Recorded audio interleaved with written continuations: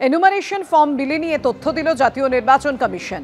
পশ্চিমবঙ্গে 99.16% enumeration form বিলি, গোয়াতে 100% এনুমারেশন ফর্ম বিলি জানালো জাতীয় নির্বাচন কমিশন। পশ্চিমবঙ্গ, গোয়া সহ 12টি রাজ্যে এনুমারেশন ফর্ম বিলির এই তথ্য পেশ করল জাতীয় নির্বাচন কমিশন। এসআইআর সংঘাতের মধ্যেই এই তথ্য পেশ জাতীয় নির্বাচন কমিশনে। গোয়াতে এনুমারেশন ফর্ম বিলি হয়েছে 100% এবং পশ্চিমবঙ্গে 99.16% এনুমারেশন ফর্ম বিলি হয়েছে। এনুমারেশন ফর্ম বিলি নিয়ে এমনই তথ্য দিল জাতীয় নির্বাচন কমিশন।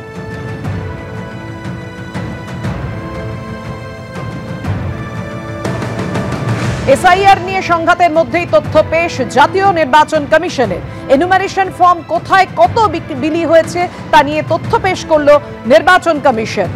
পশ্চিমবঙ্গ, গোয়া সহ 12টি রাজ্যে ফর্ম বিলির তথ্য জানালো নির্বাচন কমিশন। আরো বিস্তারিত তথ্য আপনাদের সামনে তুলে ধরবেন আমাদের সঙ্গে রয়েছেন আমাদের প্রতিনিধি রুমা পাল। রুমা, দেখো, নির্বাচন কমিশন জানাচ্ছে যে প্রায় 49 কোটি ইলেক্টর্স তাদের কিন্তু এনুমারেশন ফর্ম পেয়েছে এবং সেটা বলা হচ্ছে যে 12টা রাজ্য জুড়েই সেটা বলা হচ্ছে এবং ইউনিয়ন টেরিটরি মিলিয়ে। এবং জানিয়ে রাখি যে কালকেই কিন্তু মুখ্য নির্বাচনী আধিকারিকরা ছিলেন এবং ডিওরাও ছিলেন, সঙ্গে সঙ্গে কিন্তু নির্বাচন কমিশনের প্রতিনিধিরাও ছিলেন। সেখানে কিন্তু বৈঠক হয়েছে এবং অবশ্যই তা সেখানে কিন্তু বলা হয়েছে যে আজকের মধ্যেই কিন্তু এনুমারেশন ফর্ম ডিস্ট্রিবিউট করে দিতে হবে। অর্থাৎ এনুমারেশন ফর্ম দেওয়া নিয়ে কিন্তু একটা বিস্তর অভিযোগ আসছিল যে এখনো পর্যন্ত এই এনুমারেশন ফর্ম কিন্তু সব জায়গায় পৌঁছয়নি।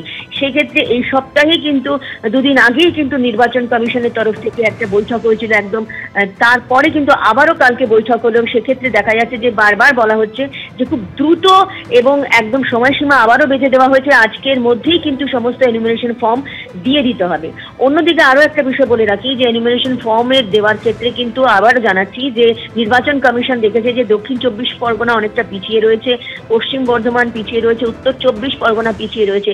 সেক্ষেত্রে কিন্তু দক্ষিণ 24 পরগনাকে আবারও প্রায় বলা যেতে পারে ধমকের সুরেই কিন্তু নির্বাচন কমিশন বলেছে যে কোনো বৈধ ভোটার যেন বাদ না যায় এবং অবৈধ ভোটার যেন ভোটার লিস্টে জায়গা না পায়। এবং সেক্ষেত্রে কিন্তু বারবার নির্বাচন কমিশনের তরফ থেকে এমনটা বলা হচ্ছে যে যখন বিএলওরা এই ফর্ম নিচ্ছে সেখানে কিন্তু যারা সই করছেন ভোটাররা, সেক্ষেত্রে কিন্তু সেই যাচাই করে নেওয়ার জন্য বলা হচ্ছে। কোনো ক্ষেত্রে যদি কোনো ডেড ভোটার্সের নাম যদি ওইখানে থেকে যায় বা সেক্ষেত্রে যদি কোনো ভুয়ো সিগনেচার থাকে, সেটা কিন্তু পুরোপুরি দায় বর্তাবে একদম বিএলওদের ওপরে, শাস্তির খাড়া কিন্তু বিএলওদের ওপরে থাকবে। এটা কিন্তু আবারও পরিষ্কার করে দেওয়া হয়েছে।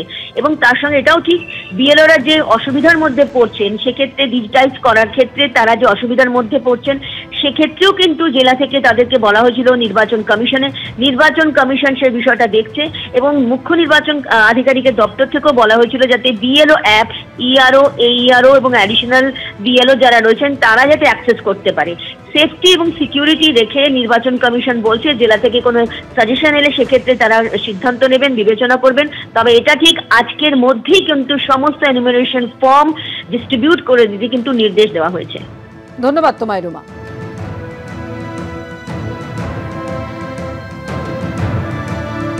একদিকে এনুমারেশন ফর্ম কোথায় কত বিলি হয়েছে তা নিয়ে তথ্য দিল নির্বাচন কমিশন, অন্যদিকে এই এনুমারেশন ফর্ম বিলি এবং তথ্য আপলোড করা নিয়ে যথেষ্ট চাপের মধ্যে রয়েছেন বিএলওরা, কারণ তাদের কাছে কাজ বেশি, সময় কম। আর এরই মধ্যে সুপারভাইজারের সঙ্গে বৈঠকের সময় একজন আবার অসুস্থ হয়ে পড়লেন।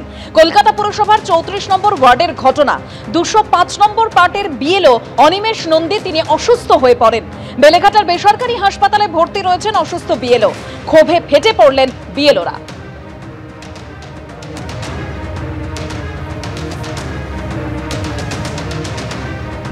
কাজ করছি এবং যথেষ্ট, কিন্তু যে ওয়ার্ক প্রেশার নিতে পারছি না প্রচণ্ড। আমার কাল থেকে শরীরটা খারাপ, জ্বর মতো। আজকে একটা মিটিং ছিল, আমি এসেছিলাম, এসে কথা বলতে বলতে হঠাৎ করে ব্ল্যাক আউট হয়ে যায়, পড়ে যায়। তারপর আমি আসতে চাইনি, আমার সব কলিগরা জোর করে নিয়ে এলো।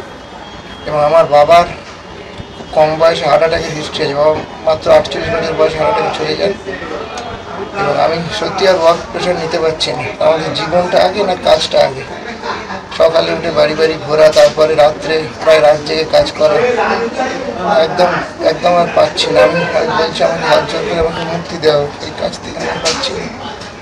প্রচণ্ড দুর্বল, ব্ল্যাকআউট হয়ে গেছে। এখন কিসের থেকে কি হয়েছে, দিনের পর দিন আজ 15 দিন তারা একটানা ডিউটি করছে, তাদের খাওয়া নেই, ঘুম নেই, তাদের এতটুকু রেস্ট দেওয়ার প্রয়োজন কেউ মনে করছে না। এক্ষুনি এই কাজটা করতে হবে, কি 90% দেখাতে হবে, 95% দেখাতে হবে। আমি মানে বাড়িতে বসে যেটুকু শুনতে পাচ্ছি, তার মধ্যে কাজ করা হচ্ছে মোবাইলে, কি ডেটা এন্ট্রির কাজ, তার মধ্যে কনস্ট্যান্টলি ভোটারদের ফোন আসছে, তারা হয়তো ন্যায্য কারণে ফোন করছেন কি করে ফর্ম ফিল আপ করবো বা না করবো, কিন্তু সেখানে যদি ফোনটা আটকে থাকে তাহলে কাজটা হচ্ছে না।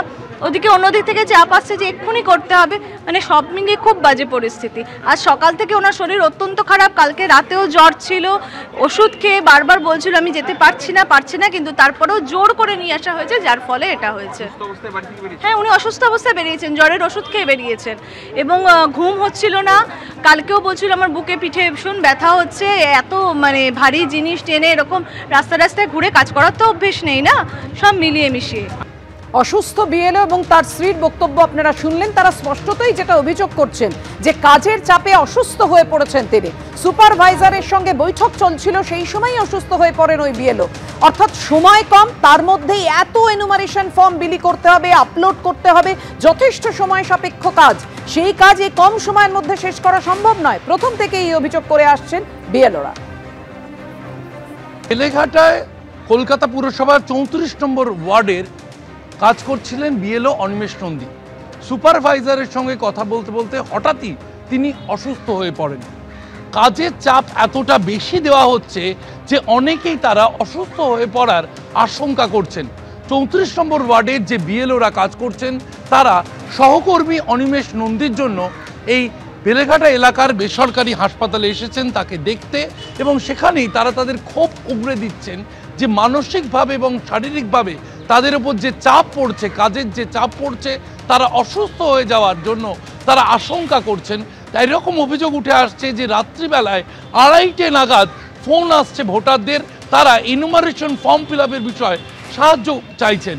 অন্যদিকে নির্বাচন কমিশন থেকে যে অ্যাপ দেওয়া হয়েছে সেই অ্যাপ পর্যন্ত প্রায়শই হ্যাং করে যাচ্ছে, তাতে তারা কাজ করতে পারছেন না। কিন্তু সময়ের মধ্যে কাজ শেষ করার জন্য চাপ আসছে নির্বাচন কমিশনের ওপরতলার আধিকারিকদের থেকে, এমনটাই অভিযোগ করছেন বিএলওরা।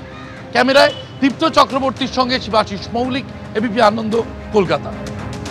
একদিকে নির্বাচন কমিশনের কড়া বার্তা, অন্যদিকে বিএলওরা তারা স্পষ্ট অভিযোগ করছেন যে তাদের হাতে কাজ অনেক বেশি কিন্তু সময় অনেক কম।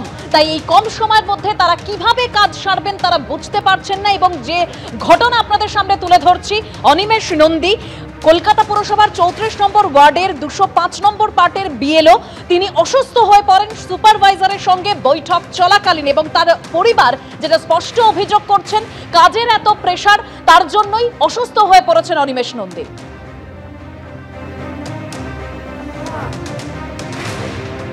করতে করতে ডিজিটাইজেশন মানে কোনো জিনিসটা প্রপার হচ্ছে না, রোজকার রোজ আপডেট আসছে, আজকে এত কালেকশন করতে হবে, আবার সঙ্গে সঙ্গে এত ডিজিটাইজেশন করতে হবে। আমরা কোন কাজটা করব?